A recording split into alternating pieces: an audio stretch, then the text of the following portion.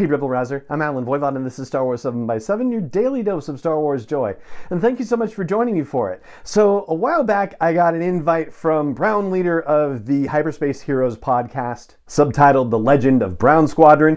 Brown leader, along with his two co-hosts Scruffy and Droid Bait, or DB for short, describe themselves as three OG Star Wars fans trying to make their way in the Star Wars podcast universe. And they very kindly invited me on the show for a High Republic discussion to kind of go over what's happened in Phase 1 and Phase 2 and things that we might have to look forward to in Phase 3. But they also had a couple of personal questions to ask as well, and some fun conversation about collecting and Star Wars memories. And for them, one of the conventions that they're particularly keeping an eye on is ICCC in Nashville. So they've got updates about that as well. And they said it would be cool if I shared an excerpt of our conversation here with you. So that's what I've got for you on the podcast today. Just a bit of the conversation that kicks off episode 39 of the Hyperspace Heroes podcast. And I'll post links to where you can find the entirety of the episode and that whole High Republic 101 conversation in the blog post for this show's episode at sw7x7.com and in the show notes as well. For now, though, here we go. Here's an excerpt from my conversation with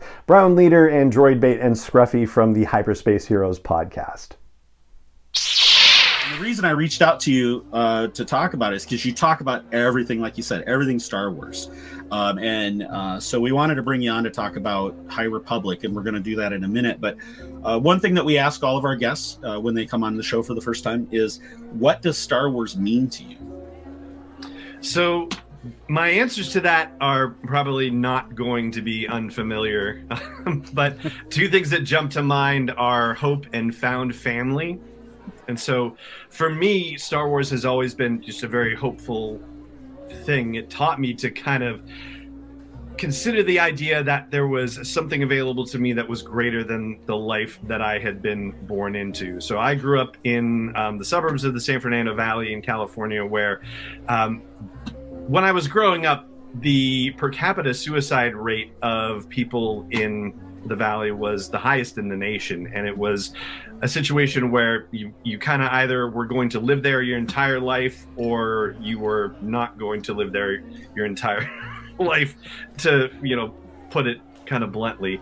And so to be able to get out in my own way, and not that it's a terrible place necessarily, but there must be something about it that is just, not that great to rack up that kind of statistic. But I managed to be able to learn how to dream thanks to Star Wars, and to be able to hope for a better, life and more exciting possibilities for my own life. So that's part of it. And the other part of it is the found family aspect of it. I grew up with a single mom and no contact with my dad, no brothers and sisters, no nothing. So a very small family, just a grandmother, and then, family, like a cousin and an aunt and uncle, like up in Northern California, 400 miles away. So I had a really small family to work with, and to see how, in a story where people could, find each other and find common cause with each other and build friendships that way, that was also very heartwarming to me, very inspiring to me. And so those are the things that I particularly carry with me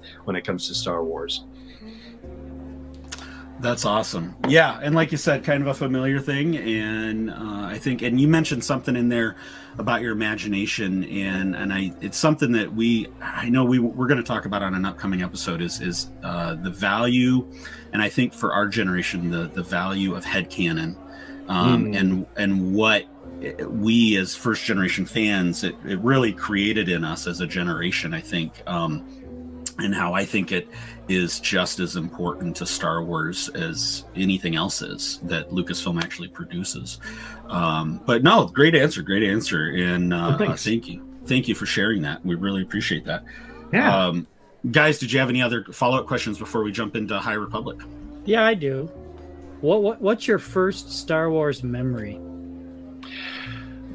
I would say it's walking into the Toys R Us in, I think it was in Panorama City, if I'm not terribly mistaken, and just the wall of Star Wars figures. And to my memory, the thing was 15 feet high, like just went sky high, and was just completely stocked as opposed to what you see when you go to your local store these days. But like, I distinctly remember walking in. I don't have a memory of seeing Star Wars in the theater. I don't have a memory of seeing Empire in the theaters either. My first memory of one in the theater is Jedi. But I remember going into Toys R Us, and I can tell you, like, I have a strong memory of exactly where in that Toys R Us the Star Wars figures are or would have been. It's since been torn down. It doesn't exist anymore. But like, I knew like the exact aisle. It was toward the back, and I was making a beeline for it every time we walked in there. It didn't matter if I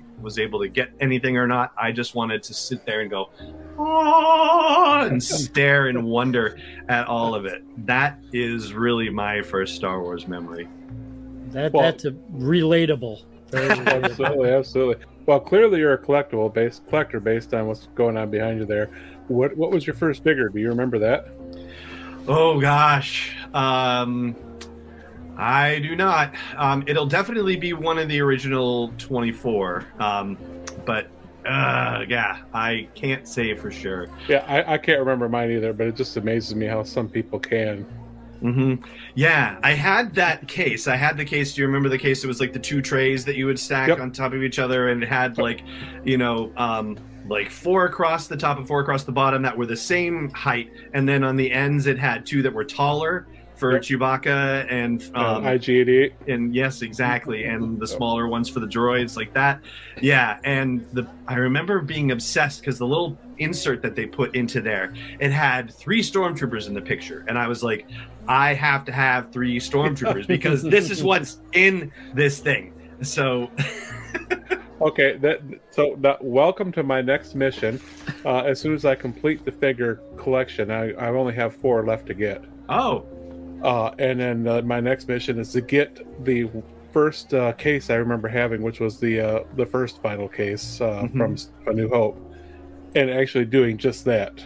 I have the sheets that the inserts that went in there, and actually fill that thing full of figures like the inserts show. Yeah. Oh yeah. Well, good luck with that. And what are you missing? I'm gonna need it. I am missing Han Carbonite, Luke Stormtrooper, Yak Face, of course, and EV-99. Gotcha. All right. Well, if you've got a Monomon, you're doing pretty well. Yes. Actually, my Amanaman is from when we were kids. A Manaman. I still have mine from when we were kids. Nice. And it's still in beautiful shape. Wonderful. That's awesome. A lot of the figures I have are from when we were kids, so. I still have a few, but I sold a lot of my collection to pay for my wedding reception. Oh, yeah. Which was really, I mean, I'm perfectly happy with that 2 decades later, so I still have no issue about having done that. Right. But I still do have a few very select things. Awesome. And there you go. That's an excerpt from my conversation with Brown Leader and Droidbait and Scruffy from the Hyperspace Heroes podcast. And again, I will have it linked in the blog post of the show's episode at sw7x7.com and in the show notes as well if you want to listen to the entire conversation. For now, that is going to do it for this episode of this podcast. It just remains for me to say thank you so much for joining me for it, as always, and may the Force be with you wherever in the world you may be. 7x7 is not endorsed or sponsored yet by Lucasfilm Limited, Disney, or 20th Century Fox, and is intended for entertainment and information purposes only. Star Wars, the Star Wars logo, all names and pictures of Star Wars characters, vehicles, and any other Star Wars-related items are registered trademarks and/or copyrights of Lucasfilm Limited, or their respective trademark and copyright holders. May the Force be with them. All original content is copyright 2021 by Star Wars 7x7. We hope you love it.